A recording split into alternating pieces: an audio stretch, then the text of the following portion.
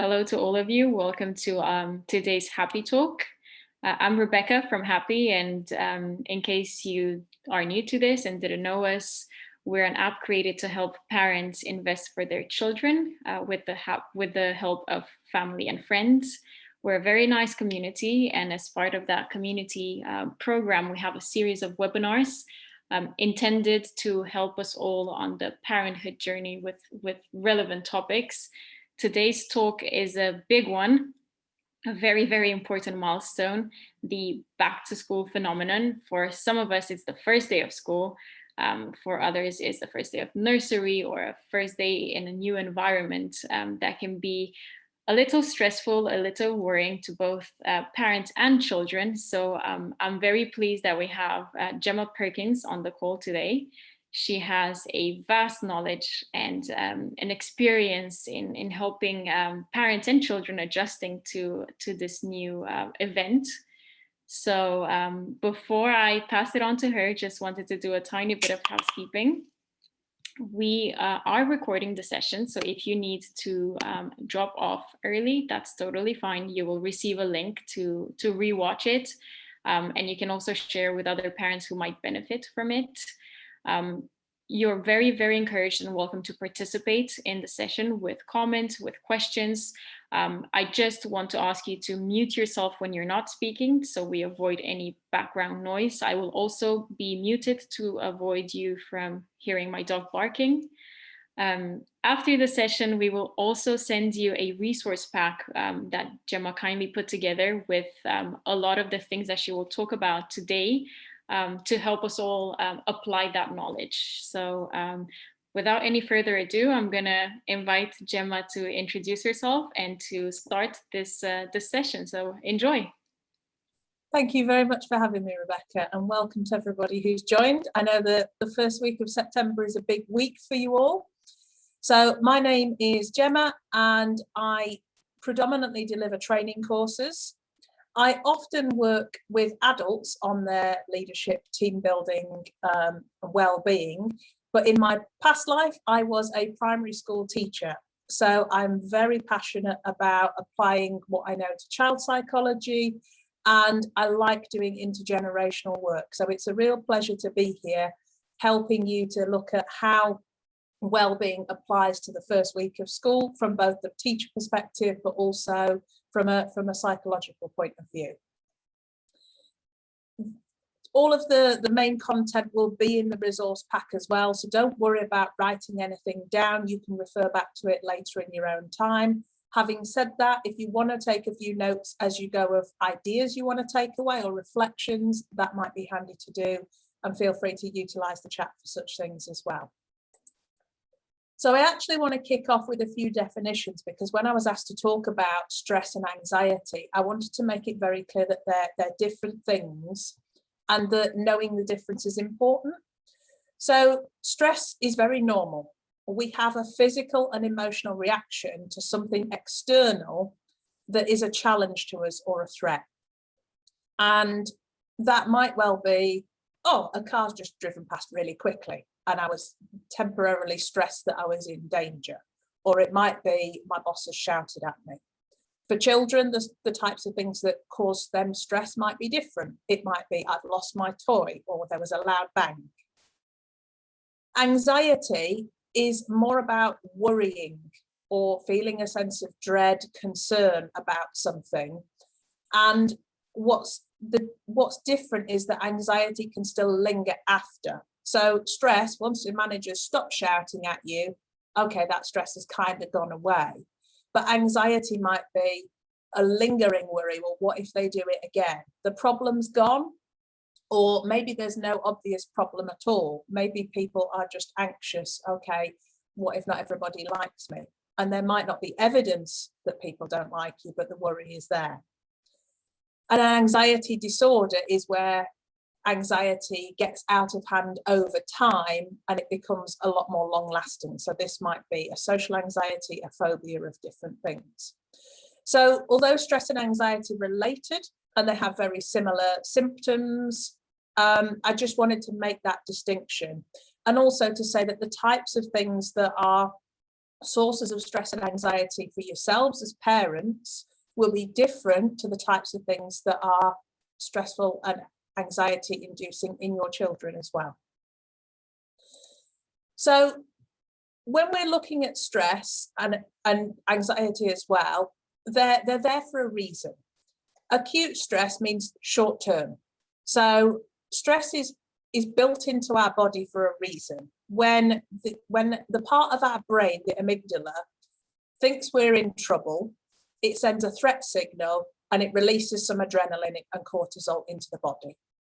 Really, really useful because that gives us a burst of energy to fight, flight, or freeze. So what that means is fight, we tackle the issue; flight, we run away; or freeze, we stay still, we hide, we withdraw, and then later we've got energy to fight or flight if we need to. So it's very natural, very normal, but obviously in today's day and age, we're not running away from tigers anymore. The types of things that are causes of stress are doing something new, going to school for the first time, or, as I said, somebody, driving past you very quickly might be a source of stress. And there's not necessarily a danger, but we still get the same physical response. I'm not going to go through all of these in detail, but generally speaking, that burst of adrenaline prepares your body to do what it needs to do. So you breathe faster, you get the blood sent to your running muscles. And because your body is concentrating on being able to run away or to be able to fight, other things happen, such as the blood comes away from the digestive system. The blood comes away from your extremities, so you might get cold, sweaty palms. And so everybody's experience of stress might be slightly different. Some of you might get butterflies. Some of you might find that you feel you want to go to the toilet. Again, the body is saying, let's get rid of that so that when we're on the run, we don't have to stop for a loo break later.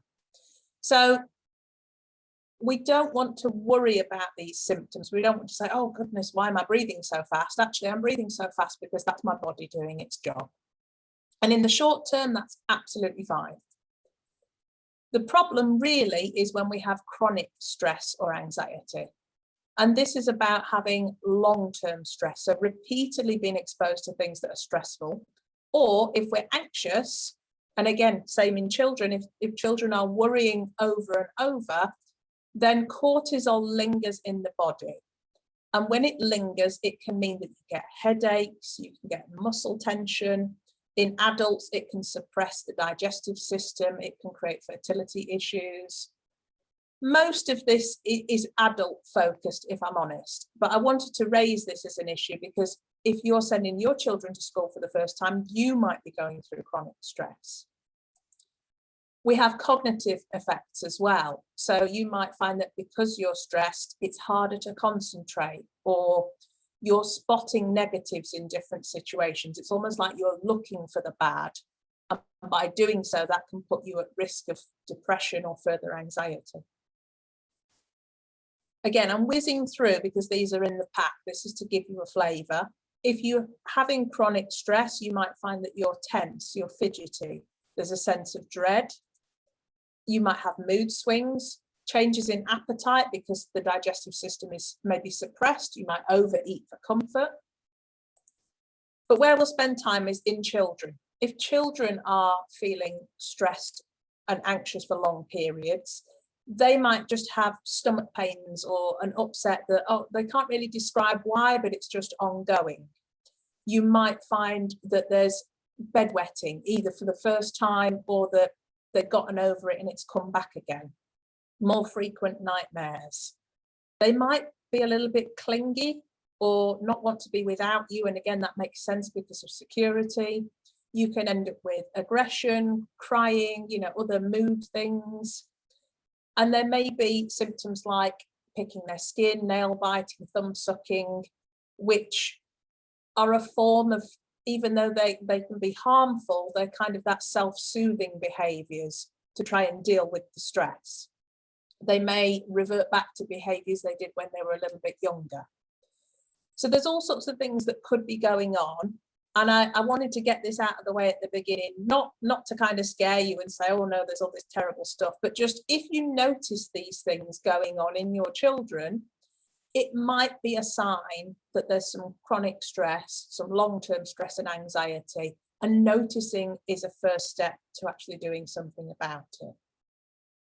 So I know I've gone through that bit quite quickly. I've got the chat window open. If at any point you've got questions as we go, do feel free to pop them in the chat, or if you feel comfortable, unmute and ask them. But there'll also be Q&A at the end if we want to come back to anything. So that's just recognizing stress. In terms of knowing what stress is like, this model, the stress bucket, is really handy. And there's an example in your pack for you to reflect on later. We all have this, metaphorical bucket of how much we can cope with. And when things stress us, and everybody's stressed by different things, items go into the bucket. If the bucket's not very empty, we're probably relaxed, we're coping okay. But as the bucket fills, we experience that long-term stress. Maybe we end up being anxious, worrying about more stuff, until eventually we get overwhelmed and there's a crisis. What we want to be doing is that as the stress comes in, we use healthy coping mechanisms to release the stress. So some of the balls leave the bucket. What can happen in some instances is that we use unhealthy coping mechanisms instead. So we do things that provide a little bit of short-term relief, but in the long run, add more stress to the bucket. So a classic in adults is that, oh, I'm really stressed, so I'm going to drink, or I'm going to overeat, or, there's a behavior that provides a short-term comfort, but creates further issues that then are a source of worry. Again, the reason I want to highlight this is that everyone's buckets are different sizes, and that will depend a little bit on, what coping mechanisms you've been raised with or taught. It's going to depend on your environment a little bit, and your stress factors will be different. So I'm going to invite you now to have a little think about what kind of things are common sources of stress for your child. What kind of things do they worry about? And, hopefully the answer is nothing, but in the real world, there might be a few things. If you know what kind of things come up often for your child, that means you can plan around them. And my other question is, when your child is stressed, what are their common symptoms? We're not worried so much about the increased heart rate. That's fine. We know everybody gets that. But when your child is experiencing more long-term stress, if that's ever happened, is it that they withdraw? Is it that they're clingy? Is it that they have, their appetite changes? And just notice what kind of things go on, because if you've got those things in mind, that's going to help you deal with them in the future. So if anybody wants to share some examples and pop them in the chat, I'll keep an eye out for that. But this is personal to you, and there is space in the pack for you to capture these reflections. If you've got more than one child, you might want to do it, twice, do two separate ones, or however many children you have, because what you'll find is that different things will stress different people, and they will cope with it in different ways. Even though you're in the same family, there's so many individual differences that come up. So I can't see any thoughts or questions in the chat. So I'm going to assume that we're happy with that. As I said, do feel free to go back to it and digest in your own time. I also want to mention attachment in relation to stress. So attachment is a big topic in psychology, and it's about the quality of the relationship between a child and their caregiver, meaning sort of parent, guardian, whoever looks after them. There's a lot that could be talked about here. I'm just going to kind of briefly overview that there's different types of attachment, and really what we're aiming for is a secure attachment. And that is where the child feels, I can depend on my adult. If my adult leaves me alone, I get a little bit worried because I like having them around. I want to know where they are, but I know they're going to come back. If they're stressed, if they're trying something new, if they're unsure, they seek reassurance from that adult because they see them as a safety net. If their adult is around, they're quite happy to explore and play because they think, well, I'm safe, my adult's here, I can do what I like. They may be a little bit wary of strangers because I know who my adult is. However, if that stranger is someone that you introduce them to, they chill out then and go, okay, if my adult says this person is safe, I can trust them.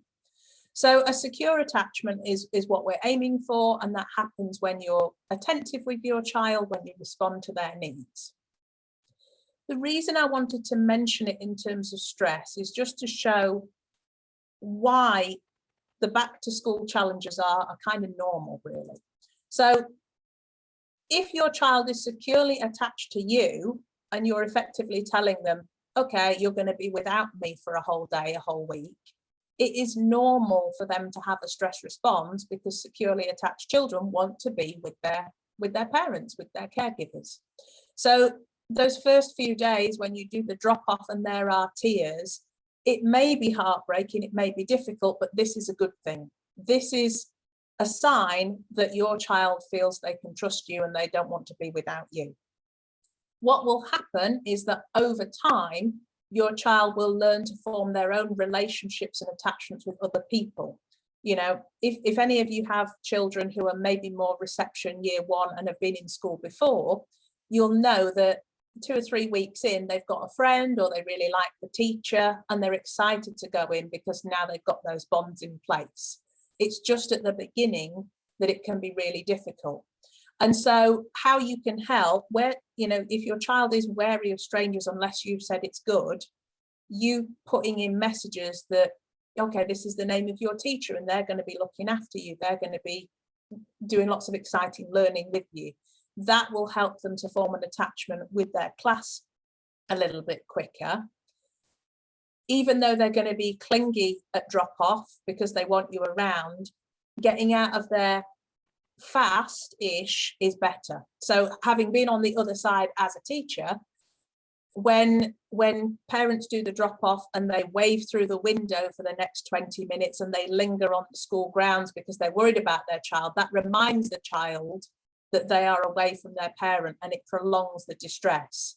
Actually, once the parent's gone away, the child will kind of go, right, I'm in this new situation, what do I do? And they tend to find something to play with, something to do, because that secure attachment means that they're ready to explore and play. So yes, give them a hug, yes, tell them you love them, but then kind of leave it with it as clean a break as you can so that they can crack on with their day and explore that new environment and start to make sense of the school day. And over time, it will get easier for you and for your child. I also wanted to mention attachment in terms of where we learn about kind of stress and anxiety. So I've picked the playful example of falling over because I've seen this loads of times. Your children look to you to learn what to get stressed about, what to worry about. A very small baby doesn't really care about anything. Their parent will fix everything. They don't have any worries or fears. Babies aren't scared of spiders. Babies aren't scared about falling off of furniture. You know, they'll just crawl around and do whatever they feel like. As you communicate with your child, they learn what to worry about. And so you probably can picture an example of a toddler having a small fall on the floor. The parent that says to the child, oh my goodness, are you okay? You must be hurt, and creates a sense of panic and worry, signals to that child, oh my goodness, something bad has happened. And that child tends to cry and have get quite upset about having fallen down.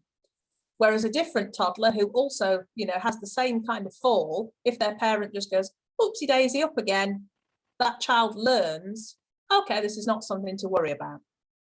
So the way you communicate around all sorts of events that your child encounters will make a difference to how they process them, because they're attached to you and you are their way of seeing the world. It's a lot of pressure to deal with, but on the whole, the more we can kind of be relaxed and take things as this is just a challenge to overcome, it's going to be fine, That will help your child to develop more confidence. And if they are genuinely hurt, they will let you know that, you know, it won't go unnoticed. So again, I'll just have a quick look at the chat. I can't see any questions coming through, hoping this makes sense. Next thing I'm going to get you to do a little bit of an activity here, those of you who wish to play along. So the comfort and stretch zone is a really cool model for working out where stress might be coming from for your child. The comfort zone, this middle area, is full of things that are familiar and predictable. And this works for adults too, by the way. It's a really versatile model. So, you know, for me, I might put being with my mum in the comfort zone. I might put painting in the comfort zone.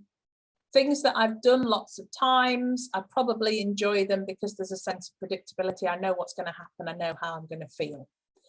I would like you to think about what kinds of things are in your child's comfort zone. You know, as a guess, it might be that they have a favorite lullaby. It might be their favorite toy is building with blocks. Maybe they've literally got a comfort item that soothes them. Going to the park.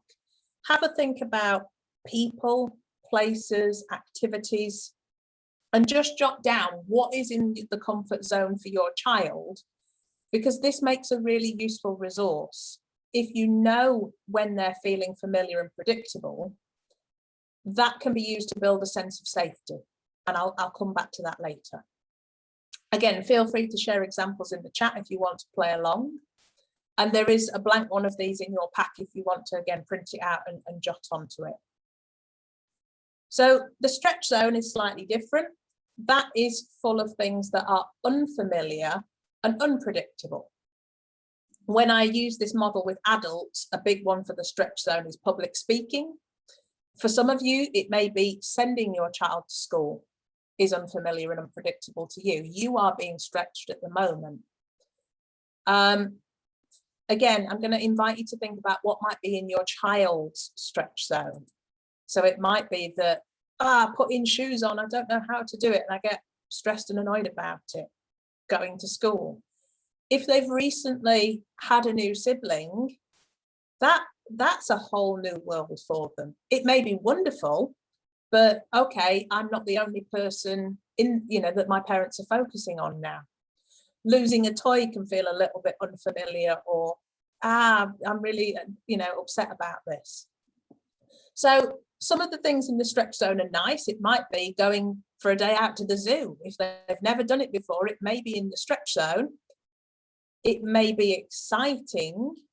It may be positive, but some things in the stretch zone can feel like a source of stress because they're unfamiliar.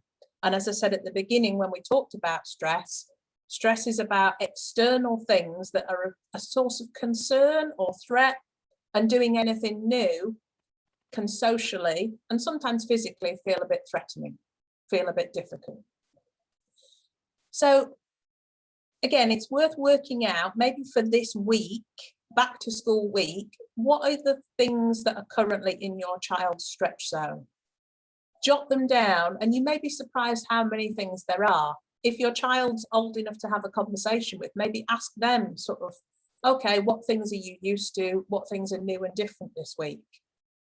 And getting them to appreciate that, wow, that's a lot of new stuff. We're going to have to keep on trying, because it might be unusual for you.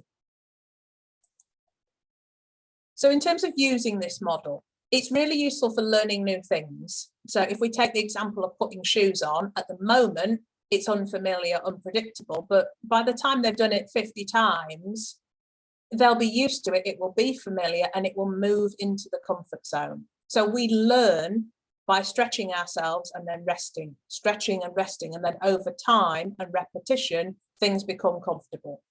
That's really reassuring to know for us as adults, and it's also good to communicate that to children, that if you keep trying things, eventually it will become normal, it will become easier.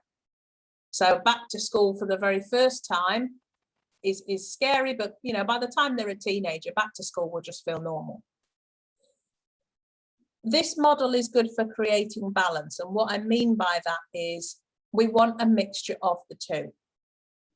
If as an adult, you only did the things in your comfort zone, you socialized with the same people over and over, watched the same films, ate the same food, did the same job for 20 years without any new experiences, you'd stagnate.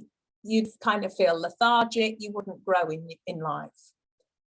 But the flip side, if you only did the things in your stretch zone, if you were always doing new experiences, meeting new people, and never did anything that was familiar, you'd be massively overwhelmed and you'd probably burn out. So the comfort stretch zone really is a model that encourages us to balance between the two. Do something new and unfamiliar, and then come back and rest with something more safe, more secure. And that ties into the managing stress bit. This week, back to school, for yourself and for your child, you're going to be doing a lot of stretches. And because of that, when they get home from school, you probably want to be building in more comfort zone activities. If they've been stretched all day with lots and lots of new experiences, when they get home, what can we do that's really familiar, really predictable, and just gives us a chance to rest? So, you know, after school, you don't want to be painting and decorating a new room or going out on a long drive somewhere new and exciting. You probably want to just be doing comforting activities.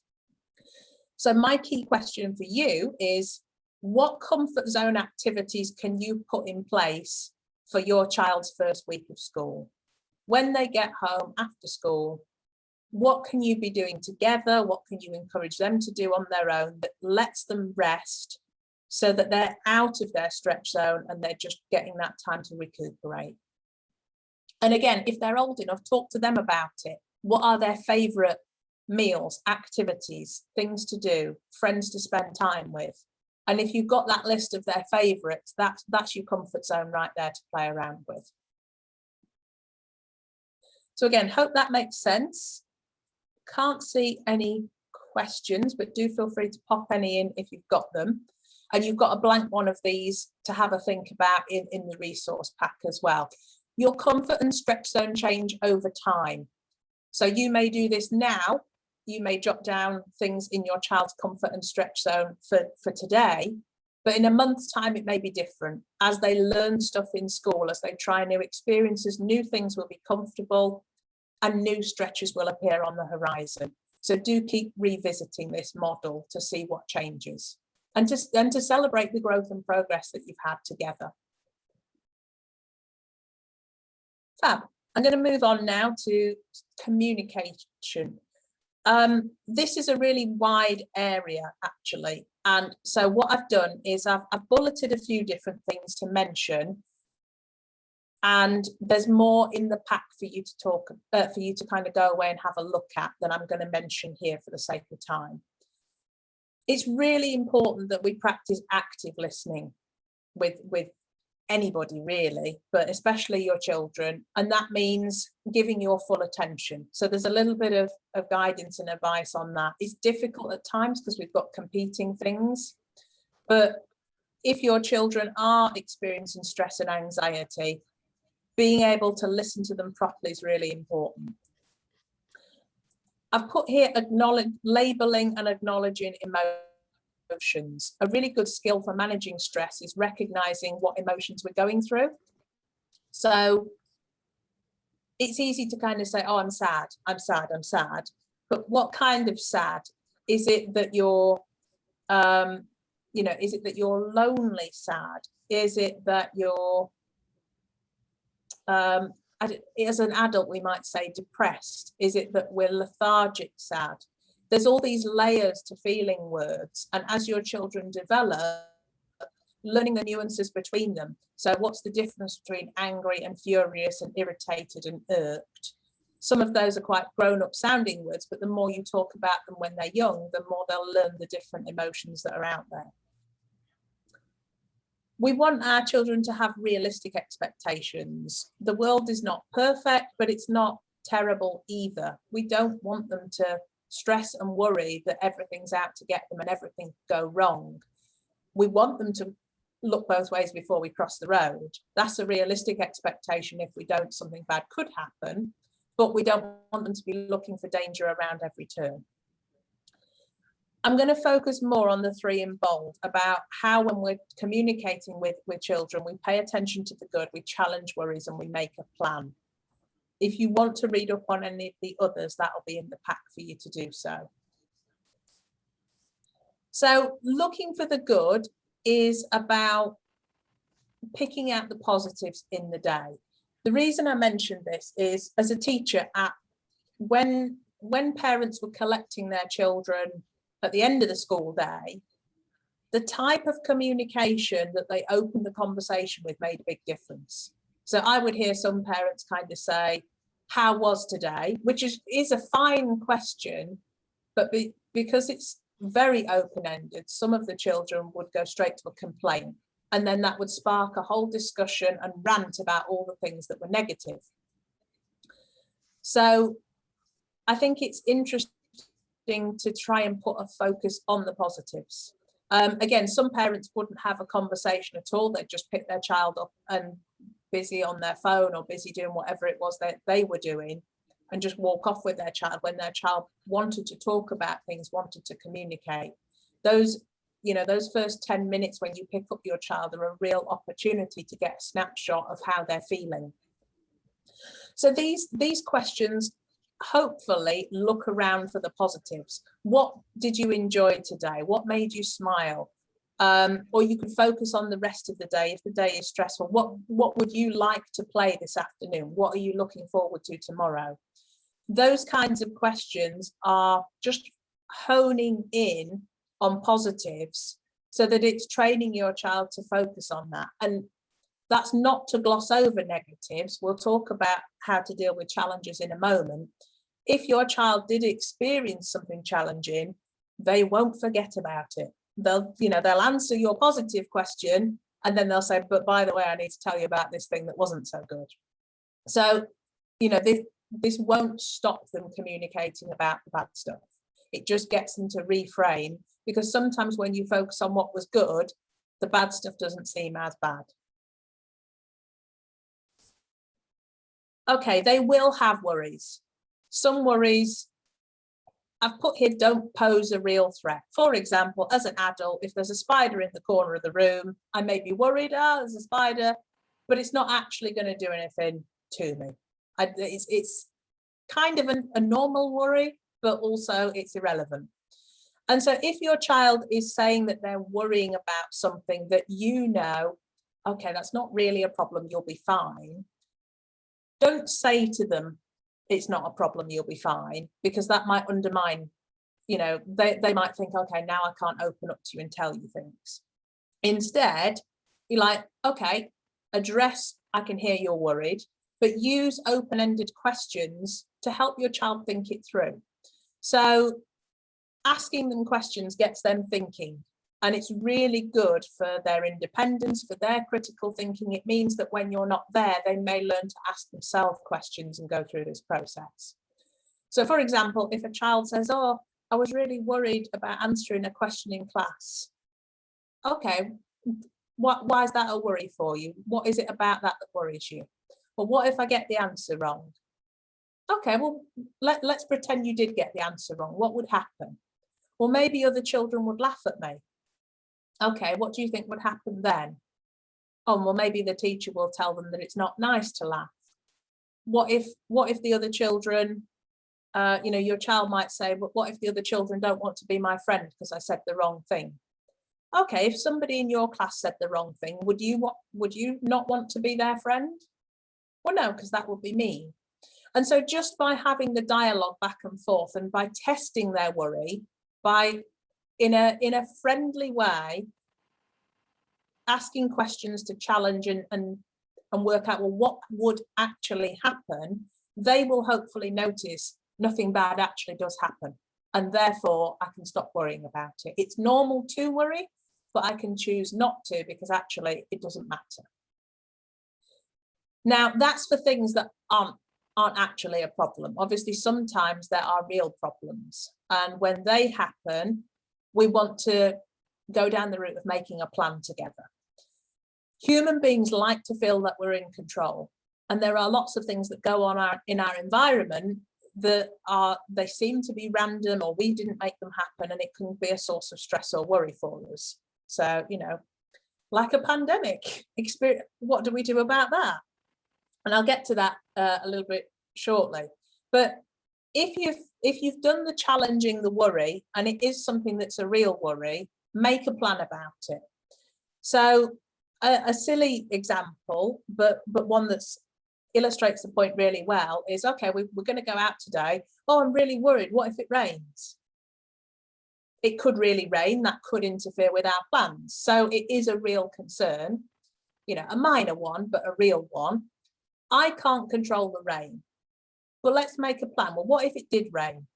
What could we do about it so that we can still enjoy our day? Well, we could pack an umbrella, we could wear a raincoat, we could have a backup activity to do indoors instead. And so there may be situations where your child is actually worried, you know, well, what if I fall over? Okay, well, if you did fall over, what could you do about it? Oh, I could tell the dinner lady, I could tell the teacher. Okay, and then what would happen? Well, they'd probably give me a plaster. Do you think that would sort it out? Yeah, that'd be fine. Okay, and working through the process, get your child to come up with the plan of the things they're worried about so that they feel in control, and it will develop their ability to do problem solving and planning skills. And all of this is just about you using your bond to have a two-way conversation with your child. Children are quite good at kind of learning and developing and soaking up what's going on around them. You may sometimes be surprised at their ability to solve problems if they're really given a chance to have these discussions. So a lot of this is kind of coloured by, obviously, at the moment we are going through, we've still got COVID around, and that is a genuine concern in the sense that it is a real virus that is not nice. One challenge here is that there's a lot of different information, different opinions about what you should and shouldn't be doing, what precautions to take, etc. I'm not going to get too deep into it, but just will say it makes more sense to follow the scientific and the medical guidance rather than all the other gumph you can find on the internet. In terms of coming up with a plan and communicating with your child, it's good to talk to them about what germs are. There are germs everywhere. Some germs are serious, some are not. We don't want to worry about catching every cold. We'll get colds, it's normal. Germs are everywhere, and how do we just live with that? Make a plan, basic hygiene. So does your child feel confident washing their hands? Do they wash them correctly for a good length of time? Do they know how to catch a cough, to catch a sneeze? And this isn't about saying, okay, you need to do this so you don't get poorly. That emphasizes the danger. We can focus on, it's good to wash our hands because we want to stay healthy. Let's frame it in the positive so that we're not feeding that anxiety and worry.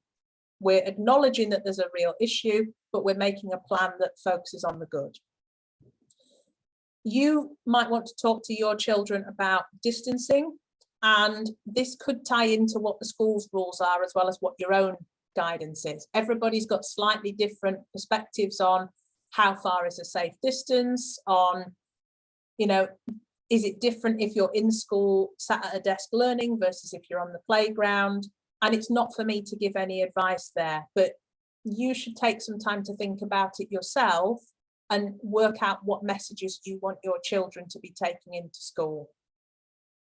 And again, discuss with the school, with teachers about what they're going to be doing so that you can prepare your child. If they're getting consistent messages from you, from the teacher, from the school, from their friends, that's helpful. If there are mixed messages, that can be another source of stress and anxiety, because who do I believe? And lots of children will prefer the message they get from their parents on most things. So it's really worth bearing in mind what you want to get across to them and how that sits with the other messages they're hearing.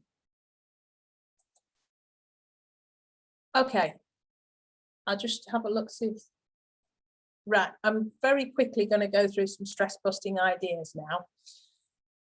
So once we're stressed, we've got these chemicals, what do we do to get rid of them?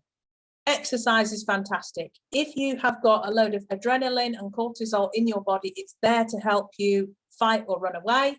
So spend it. Go for a walk, go for a run, do something to get rid of it.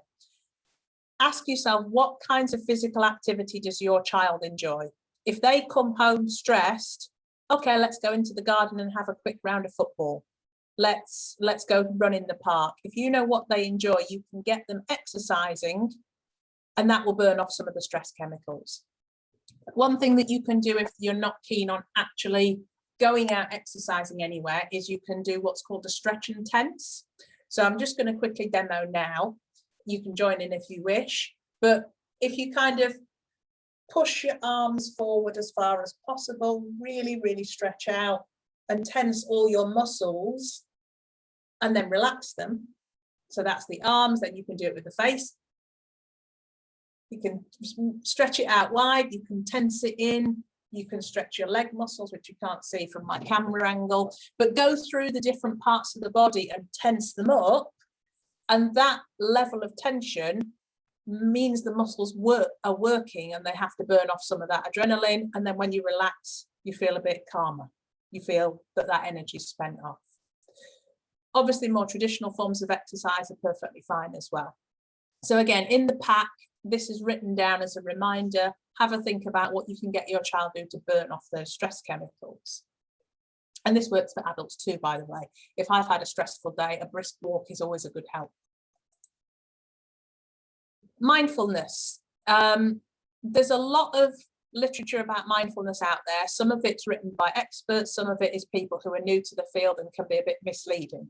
In general, mindfulness is about noticing your thoughts and feelings. It's not about changing them. It is not about making yourself calm. It's about just being in touch with your body. And so if I'm stressed and I do mindfulness, I may notice I'm stressed, but by doing so, possibly I will feel more at ease and I'll come out calmer. So it doesn't promise to make you calm, but it can help. And mindfulness is really good for adults and children alike because it gets you to slow down. And when you're in touch with the body, when you strengthen that mind-body link, it's a lot easier to notice when there's a problem and to do something about it. So 2 quick things that I'll show you are a body scan and belly breathing. Lots of adult mindfulness tools are for 5 to 20 minutes or maybe even longer. Children do not sit still for as long as that. For them, 30 seconds to a minute is probably more than enough. So if you want to have a go at a quick body scan, get yourself sat comfortably. And the idea is that you just take time to notice how the different parts of the body feel. So if you were doing this with your child, you could do it verbally, but you might also invite them to touch the different parts of their body. So, okay, just touch your toes or notice your toes and your feet. Are there any tingles? Do they feel hot or cold? And then move up. Notice your legs. Again, it doesn't matter if they're tense or relaxed, but you're just noticing how they feel. And then bring your attention up into the tummy. You might notice a gurgling sensation or hunger. Or maybe you've already had your lunch and you've got a nice full belly. And then come up to the chest. You may even be able to feel yourself breathing. Notice your arms. You might even want to touch them. Notice how your skin feels. And then you can come up into the head. Your mind might be busy thinking about lots of things. You might want to notice how you're feeling.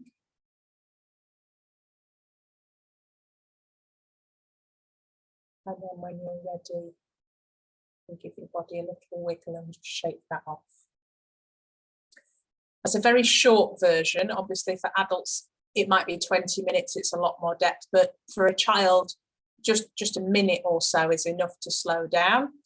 Belly breathing might be a little bit easier to run with a child because you can model it. And actually, a friend of mine does this when his daughter is stressed out. He'll sit in front of her and say, right, shall we breathe together?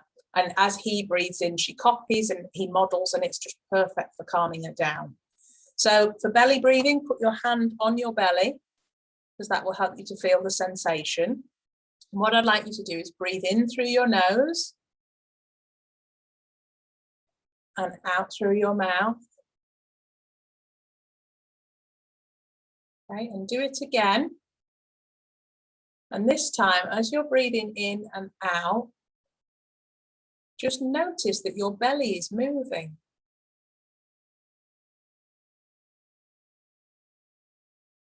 And just enjoy noticing. If your hand is on your belly nice and lightly, does your belly move a lot or a little bit? You might even want to put one hand on your chest and feel your lungs moving. Some people like to do this with their eyes closed as well. And again, that's probably enough to illustrate, you get the idea, but doing that for a moment or two just lets them really ground themselves in the physical sensation of the breath. Moving the hand can help, because sometimes it's easier to feel external things than it is internal. So the hand on the belly gives them an external sensation to follow along with. I'll just briefly mention that physical affection is very powerful. In our bodies, we have a chemical called oxytocin, which is the human bonding hormone. When we get a hug, when we get a kiss from our partner, when we cuddle a pet, it releases oxytocin, which directly counters cortisol. So, which is why when we're stressed, a good hug from someone we trust can make a big difference. So what kind of affection does your child enjoy from who? Get them to recognize that, and maybe part of their plan is that when I'm worried, I'll ask mum for a hug. And the last thing I'm going to mention is laughter. When we really, really laugh, it releases endorphins. And again, they counteract the stress response in the body and also just lift our mood a little bit. So have a think about your child. What jokes or activities make them laugh a lot? Can you build that into their day so that when they're stressed, once you've done the serious talking, you don't want to just jump straight in with a joke and not acknowledge their feelings. But once the topic has passed, okay, let's do something really fun. And again, I'm going to invite you to just quickly try something called laughter therapy, which I can't see anybody, so you may not be doing it, but I'll do it anyway because it's fun. I want you to kind of copy. We're going to force laughter because then real laughter will happen afterwards. So I'm going to work through some different vowels. We're going to go oh, and then oh, oh, oh, oh, oh. So you can follow along, you can do the actions. Oh, oh, oh, oh, oh, oh, oh, oh, oh, oh, oh, oh, oh. And now or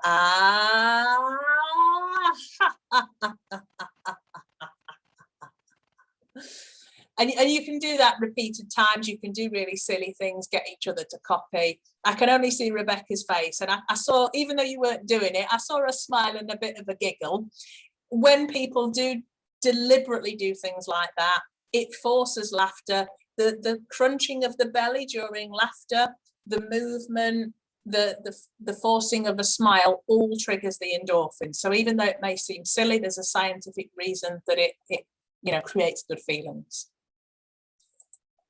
So there's a couple of strategies to play around with. Final tips. When you feel nervous, you get stress chemicals. When you feel excited, you get stress chemicals. They are the same. And so if your child is saying that they're scared, they're nervous, maybe talk to them and check, is it scared or are you a bit excited? Because if you can get them to think about it in a positive way, that really helps. Oh, I'm glad you were following along with the laughing exercise. I always feel wary that I'm just doing it to nobody, but yeah, I'm glad you enjoyed it. Stress is normal. Some people get worried about getting stressed. Actually, stress is your body trying to protect you. Maybe even learn to be a bit grateful and appreciative. This is my body trying to help me, and that's okay. Some of these stress busting tools and communication patterns are easier to practice when you're calm.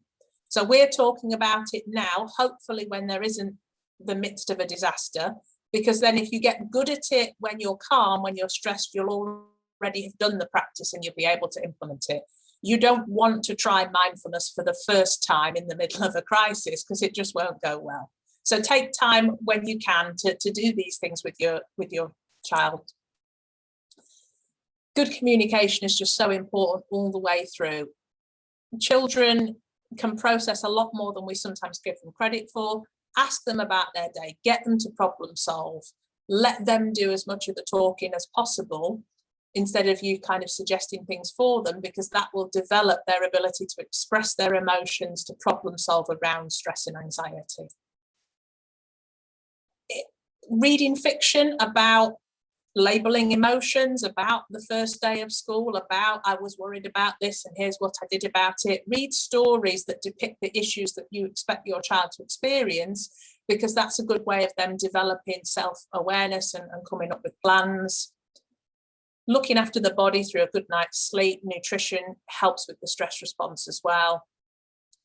Be careful of what media that you are watching, that your children are watching, because sometimes that depicts unhelpful ways of dealing with certain situations. So you might want to be selective and work out what media is presenting good role models.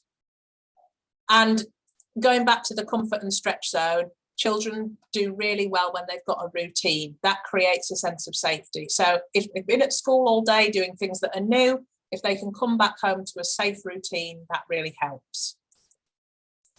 So that's about it for content. I've not left quite as long as I thought for the questions, but do feel free to unmute or drop in the chat. Are there any specific examples, any questions about the content? What else would you like to know in the rest of the time that we have? And what I might do. Should we stop screen sharing? Yeah, feel free to do that. I can also stop recording if that makes people a bit more comfortable to ask their questions.